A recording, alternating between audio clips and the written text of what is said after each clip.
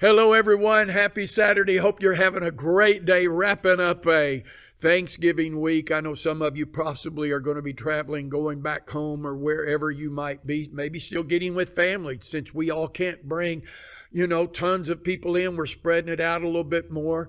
But, whatever, it's been a great week. Yes. Bob, I'm so thankful that you and I have had this time together this week, and Yes. glad you got to be here. Zach, we can't get together. Well, I guess we really don't get together that often. Right. But I am so very grateful to God for the time that we do have. I value, Zach, our relationship together. And we really should value those that have, that are close to us in life and others outside our family, Zach, that has poured into our lives. It's been, I think of, if you don't mind me saying this, I just think of your sister pastor, her brother Val. Yeah. Back it's been over a year now that it's a year this past July that I had heart surgery. And when that first happened, I guess you let him know about it. But, Sure. He called me so many times, Zach. And it really, I get a little bit weepier over it, but the times that I just needed that the most, that he called me and seemed like his voice assured me and comforted my heart for what I was facing. So, we can value relationships. Oh my goodness, Bob, that is so important. And Pastor Val himself had walked through heart, himself and some difficulties. So he understood what you were going through. Yes. And it is right. It is a comfort and it is a joy. You said something a while ago, Bob, about valuing, being thankful for the people around us. It was a number of years ago, many, many years ago, actually. I went through a very difficult time and the Lord spoke something to me. And I really believe he said this to me: the greatest asset that I have is my family.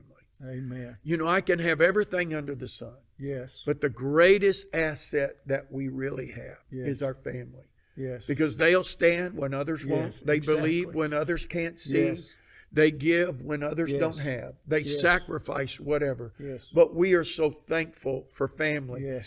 And I would encourage people, I know we're being pulled to stay away from each other, but thank God for technology. Yes. That we can pick up the phone and we can call. And even now, Bob, even being separated, we can do FaceTime and such as that. Yes, thank God for that. You know, Zach, you mentioned family and how grateful we ought to be for that.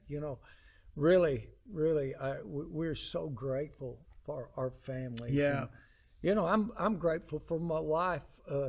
You said a while ago you was talking about me praying, but I've learned so much from my wife because she come from this praying family, and I look back and remember how her mother and father would just fall to their knees in their home and and cry out to God for someone.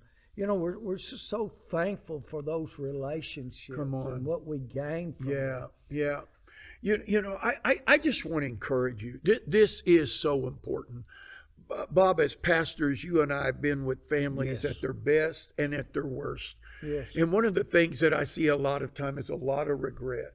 Yes. Especially when somebody dies in a family. And this is what I hear. I wish we could have had this time. Well, you know what, friend? You have time right now. Yes. You may not be able to get up and run there. You may not be able to do everything you want to do. But I want to tell you, as I said a while ago, to be able to pick up a phone or to call somebody or to stop by a little bit more often, because we don't know. The Bible doesn't give us an assurance of how many days we believe. Yes. I believe I'm going to live 120 years, but that doesn't mean that I'm going to get there. But, that's what I'm believing for. But you know what? I need to take more time, and we need to value those beautiful people that are around us more. Zach, I was just thinking as you was speaking of that, but our parents are in heaven. Yeah. And I tell people when I meet them, if they're speaking about their parents or their parents are going through a tough situation, I tell them, look, if your mom or daddy's living, you need to call them if it's possible every day. Just to let them know you care, that you love them.